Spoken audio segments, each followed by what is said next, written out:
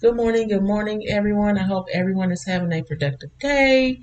I have a video explanation for my submission to week 30 medium coding challenge that was provided by Data in Motion. I will have a link to that challenge page in the description below if you want to check out some of the challenges there for yourself. But for now, let's go ahead and get started on the solution.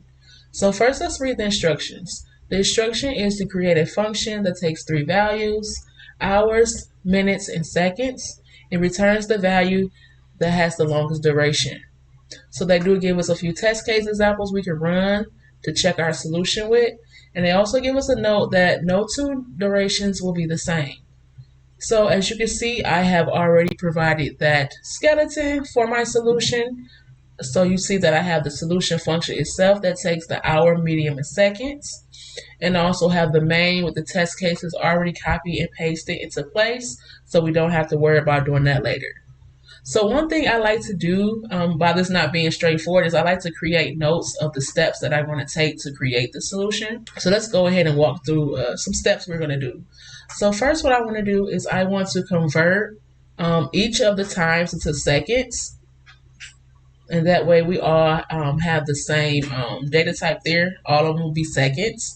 And then after I have that converted, I then will go back and I will compare each second to figure out which one is the highest number.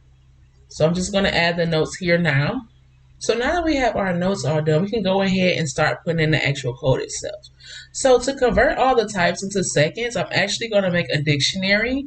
And we're going to have for hour, 360 seconds. For minute, 60 seconds, and for second, of course, that's 1 second each. So that is our dictionary converting to help us convert everything into seconds. So now it's time to do the actual calculation. To calculate it, I'm going to simply take the hour that was passed in the argument and times it by the 360 seconds that's in my dictionary, and that'll give us the total number of seconds per hour that was entered. So I'm going to do this for each of the parameters. So I'm going to do it for hours, minute, and seconds. But for second, keep in mind since second is 1 and 1, I actually don't have to go into the dictionary to grab the total seconds there. So to compare each item, I'm going to make a list and I'm going to add the total seconds per hour, minute, and seconds into the list as their own index. And then from there, a simple way to find the max item in the list is just to use the function and pass in your list itself, which is what I'm going to do now.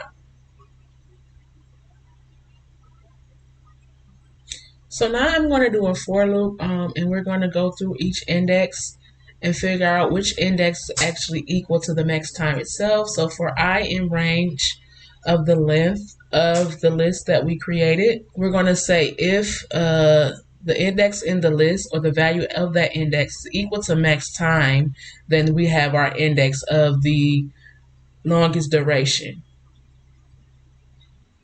So now all we have left to do is to compare our max index with the actual parameters that are passed. So if max index is actually in the 0 position of the list, then the longest duration is hour. If max index is in the first position, it's minute. And if it's in the second position, then it is seconds. So after that, I'm just returning the longest duration, and that should be the solution to our problem here. So let's get ready to test. Let's go ahead and test the solution and see what happens. So after running the test cases, as you can see, everything is working correctly. So we have indeed found the solution to the coding question. Let me know in the comments how you would have approached this coding question, and also leave any tips that you think will help me in making this code more efficient. Thank you so much for watching. Everyone have a good day. Bye-bye.